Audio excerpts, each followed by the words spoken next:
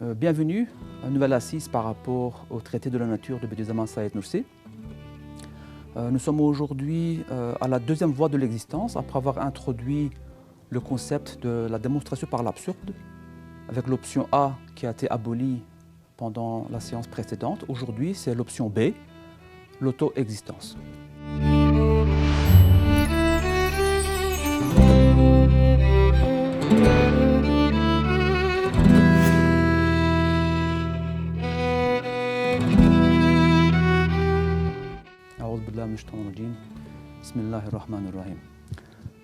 L'auto-existence ou l'auto-création, comme les gens le disent, mais rappelez-vous, nous les musulmans, on utilise le terme de création que pour le créateur qui est Allah. Donc on a traduit par auto-existence ou bien auto-formation. Est-ce que cela peut être à l'origine de notre existence, de notre vie ou de l'apparition de la vie sur la surface de la Terre? Cette théorie porte également le nom des 4 éléments, ou bien de la philosophie naturelle. C'est une très vieille philosophie qui date de l'Antiquité, grosso modo quelques siècles avant notre ère, où les 4 éléments sont la terre, l'eau, l'air et le feu. Et on essaie d'expliquer que toute chose qui existe vient à partir de ces 4 éléments de base, et c'est sur ces 4 éléments qui vont constituer tout ce qui vient par après. Alors, on va suivre le même mode opératoire pour savoir si effectivement ces explications peuvent être à l'origine de notre vie ou pas.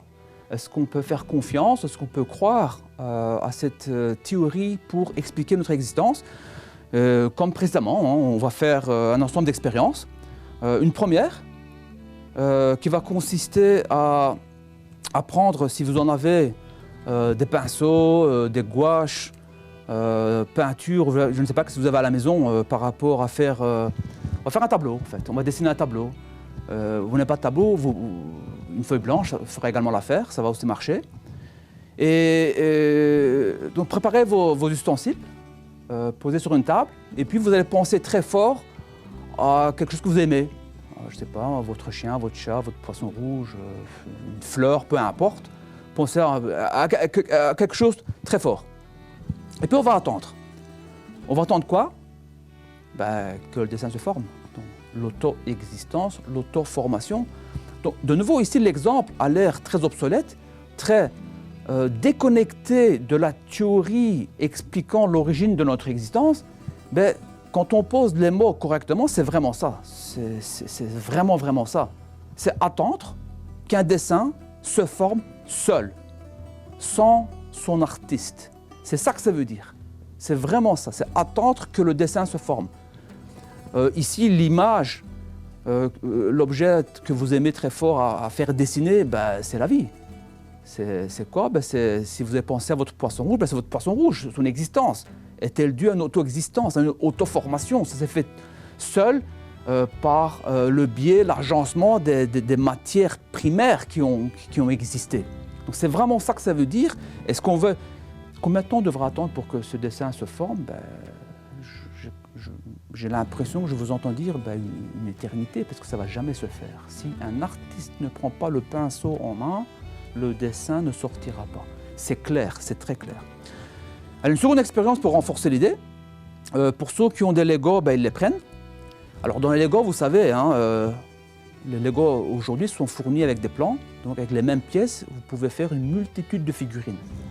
Alors prenez le plan d'une figurine. La figurine préférée de votre petite sœur, petit frère, enfant ou que sais-je. Et posez cela de nouveau sur la table. Donc posez les logos, juste à côté le plan du logo avec la figurine que vous voulez faire. Et votre enfant voit ça au soir et tout heureux, votre frère ou sœur très content ou contente. Oui, magnifique, au matin j'aurai ma figurine. Alors, je vais faire l'expérience ici en direct. J'ai demandé à mon enfant de m'aider, il m'a prêté des pièces, ce n'est pas un Lego, mais ce sont des pièces d'une figurine qui sortent de quelque chose de surprise. On va faire de publicité ici en direct, mais c'est quelque chose de surprise, c'est un chocolat sous forme d'œuf. Et dans l'œuf, il y a un autre œuf en plastique dans lequel, voilà, j'ai des pièces d'un jouet. Et c'est livré, mon fils ne l'a plus, avec le plan d'assemblage. Et donc mon fils me donne ça, il me demande de le construire, je le pose sur la table. Donc vous posez vos Legos sur la table. Et je mets le plan à côté. Et au matin, mon fils se réveille. Et qu'est-ce qu'il voit? Il voit que sa figurine, ici en l'occurrence, vous allez voir qu'est-ce que c'est. C'est un ensemble de 3 pièces, un lion. Il voit ça au matin, près du plan, et il vient prêtement tout heureux. Papa, c'est magnifique, t'as fait mon lion. Et moi, je vais lui dire, fils, c'est pas moi qui ai fait ton lion. C'est pas moi qui ai assemblé les pièces. Mais c'est qui, papa? Ben regarde, il y a le plan d'assemblage à côté. Ben, c'est le plan qu'il a fait. Ben, je pense qu'un enfant, aussi jeune soit-il, va comprendre que son papa fait un prank. C'est lui qui l'a assemblé. C'est pas le plan. Mais l'auto-existence, ça veut dire ça en réalité. C'est croire que les choses se font d'elles-mêmes. Ce n'est pas un jeu de mots, c'est réellement ça. Ça se fait seul. Et vous voyez la complexité d'adhérer à cette philosophie-là. Même un enfant très jeune ne va pas accepter l'idée que son jouet s'est construit seul, quand bien même le plan d'assemblage est à ses côtés. Et là, de nouveau, on comprend très bien que, même dans la logique d'un enfant, s'il n'y a pas un artisan pour construire l'œuvre, l'œuvre ne peut pas se faire. Ramenons ça maintenant à la complexité de l'existence de la vie.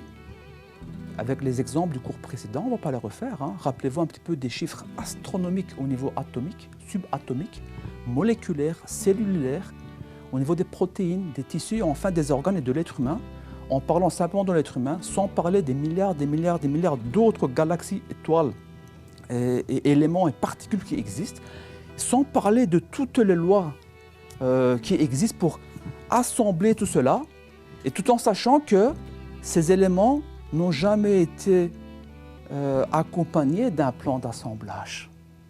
Donc quand on parle d'auto-existence, il y a un sérieux problème d'acceptation.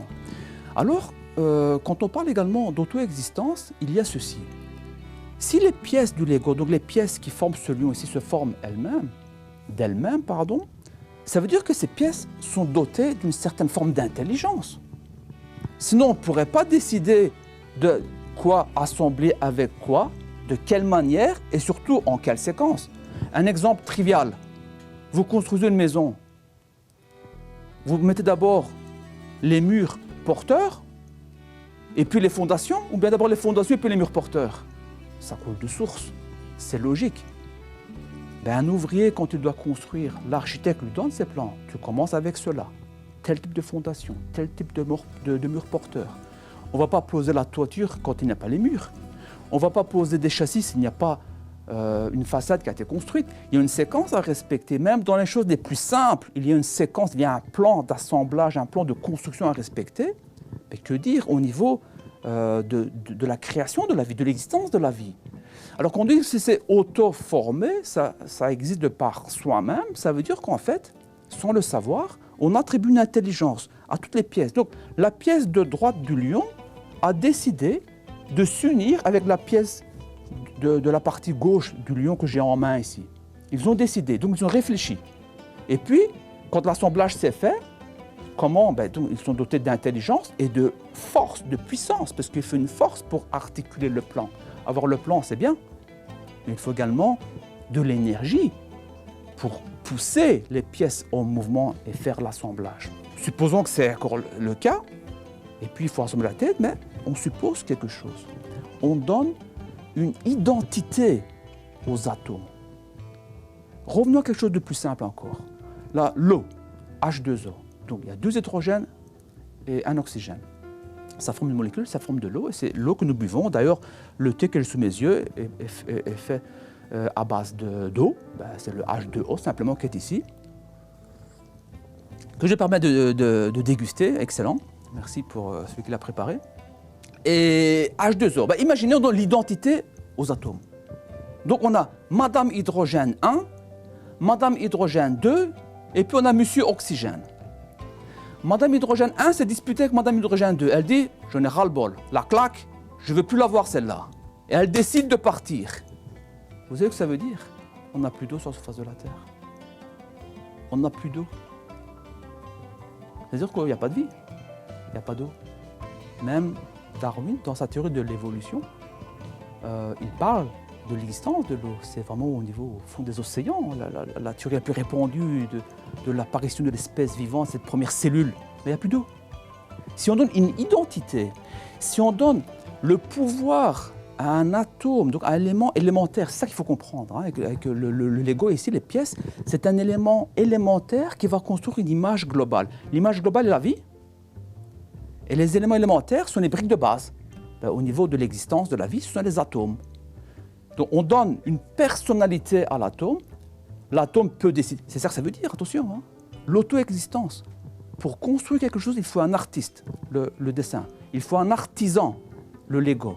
Il faut un plan, il faut articuler le plan. Il faut de l'énergie pour construire ce que le plan exige d'être construit.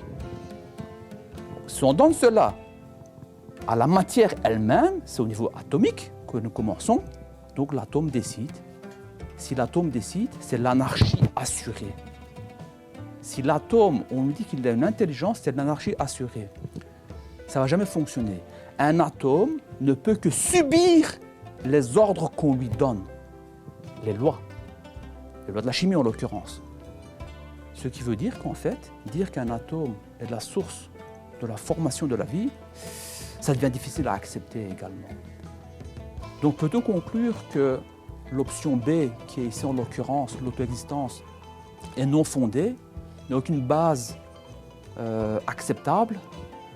La réponse est claire. Je vous remercie d'avoir écouté cette assise, en vous rappelant qu'il serait bien de liker, de commenter, de poser vos questions sous la vidéo et également de vous abonner à la chaîne si ce n'est pas déjà fait. En vous souhaitant le bien-être et attendant l'assise prochaine pour la suite.